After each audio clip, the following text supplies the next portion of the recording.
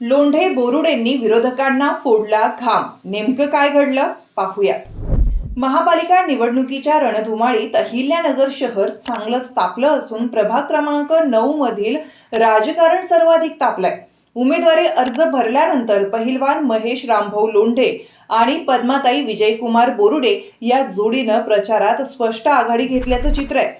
Londhe Borude express सुसाट सुटल्याने विरोधकांमध्ये अस्वस्थता पसरली. घराघरात मिळणारा प्रतिसाद, वाढती गर्दी आणि उत्स्फूर्त समर्थन पाहता प्रभाग 9 मध्ये लोंढे बोरुडे यांचीच चर्चा दिसतीये.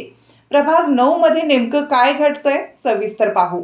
नमस्कार, मी ऋतुजा. तुम्ही पाहत आहात नगर न्यूज 24.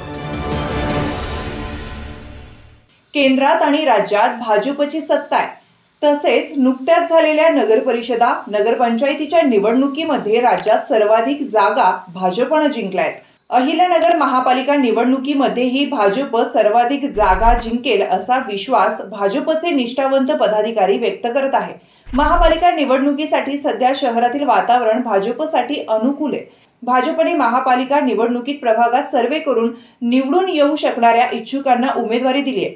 त्यामध्ये प्रभाग 9 मधून पद्माताई विजयकुमार बोरुडे यांना तर ड मधून महेश राम लोंढे यांना उमेदवारी दिली आहे. लोंढे आणि बोरुडे या दोन्ही कुटुंबियांचा प्रभागात जनसंपर्क तांडगा आहे.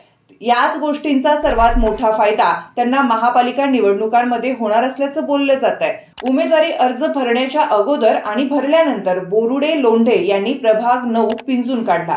प्रभागाच्या विकासासाठी असलेलं व्हिजन नागरिकांसमोर मांडत आहेत.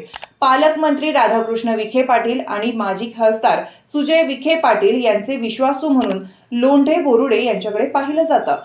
नगर शहराच्या राजकारणात विखे कुटुंबियांचं मोठं योगदान आहे. त्यामुळे विखेंच्या वलयाचा बोरुडे लोंढे यांना चांगलाच फायदा होणार असल्याचं बोललं जात आहे. प्रभागात पद्माताई बोरुडे आणि महेश लोंढे यांनी सुरू केलेला जंगी प्रचार विरोधकांना घाम फोडणार हे नक्की आहे. प्रभाग 9 मध्ये लोंढे बोरुडे एक्सप्रेस थांबणार की थेट विजयाच्या स्थानकावर पोहोचणार हे पाहणं महत्त्वाचं ठरणार आहे. तुम्हाला ही माहिती कशी वाटली ते आम्हाला कमेंट करून नक्की सांगा आणि असेच नवनवीन व्हिडिओ पाहण्यासाठी आमच्या चॅनलला लाईक, शेअर आणि सबस्क्राईब करायला विसरू नका.